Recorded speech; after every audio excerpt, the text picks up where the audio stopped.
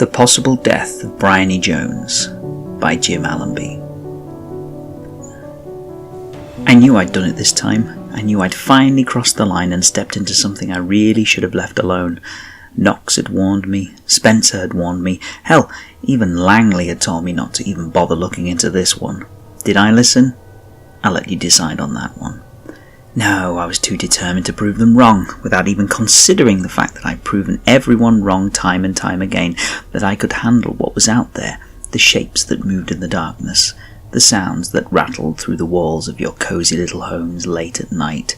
I could do this. Unfortunately, I bit off more than I could chew. I went a step too far. The house had tempted me in, taken me across the threshold, teased me with thoughts of what I'd lost, and even as I watched the familiar silhouettes of Mum and Dad beckoning me into the house on Ecclesby Road, I knew something was amiss. I cursed myself. We were trained to resist these things, trained to block out thoughts of loved ones long gone. And my failure was now staring me in the face as I lay on the dusty, rotting floorboards covered in cobwebs and staring up at the haunted faces of my dead parents. Vacant and lifeless eyes stared back at me, eyes that weren't really eyes but dead bulbs in sunken eye sockets, their filaments long since burnt out. My father's beard was unkempt, ungroomed, and what little remained of his hair lay lankly over his bald head, greasy strands threatening to slip down over his eyes like some pathetic attempt at a fringe. My mother, once so beautiful, looked like a corpse, her red lipstick smudged, her blonde, nearly greying hair dry like straw. Those eyes that had once contained such wisdom now contained nothing but a void, no reason for existing. The vault of love she had once held for all those dear to her was empty. These were not my parents, and yet I couldn't resist them, the allure of them, the potential that I may have stumbled upon a long-gone piece of my past, a past that called to me, made my heart ache. I'd lost consciousness for God knows how long enough for the cobwebs to have been woven around the lower section of my body. Whatever had done this had left my upper body free, except for my arms, which were tightly bound either side of me. And then I inwardly laughed. What else spun spider webs in this world? And then my blood chilled. What size spiders would have to exist to weave webs this big? Mother and father looked down at me, emotionless. I was about to speak, ask them who they were, why they were doing this to me, when they opened their mouths. A thick black substance, too greasy to be blood, had pooled inside their maws.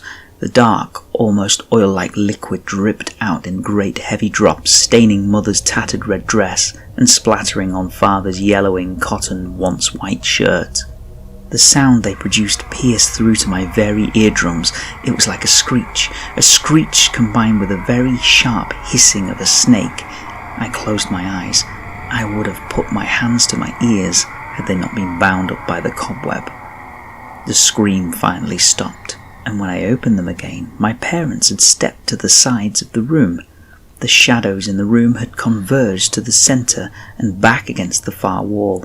I could hear breathing and what sounded like the rustling of dead autumn leaves. The shadow began to expand towards me, crushed blacks creeping into the corners of the room. My parents put their hands to their faces, covering their eyes like graveyard statues, and slowly turned to face the walls behind them. Were they wishing to not see what was happening in front of them, or were they being ordered not to watch? The darkness crept up the dusty floorboards and across my legs, and when it hit me, I felt my feet go cold. No, not just cold. They went numb.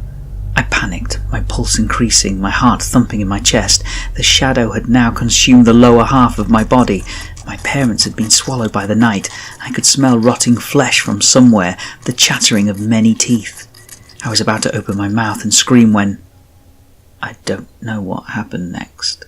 The last thing I recall was standing in the room of the house, my parents either side of me. My clothes were tattered, my hair loosely hanging down either side of my face. I looked down at my pale, waxy arms. These were not the arms of a woman in her prime. These were the arms of a corpse, withered, decayed, and lying in the centre of the room was someone I recognised. bound up in the same web that had bound me in what seemed like only a few minutes ago. Tied up in the web was Mark, my husband. I wanted to move. I wanted to go to his side, be with him. Why did they have Mark? How had they lured him here? Why had they lured him here? And then I heard the sound again from the other end of the room. The same shadows began to flood forwards. I turned to my father, and he gently shook his gaunt face. I knew not to interfere. We were caught now.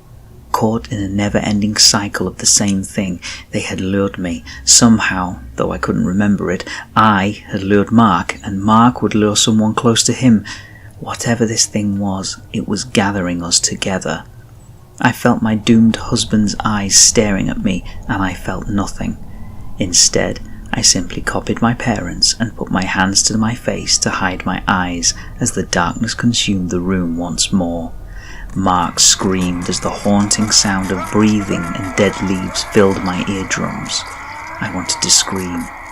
I wanted to cry.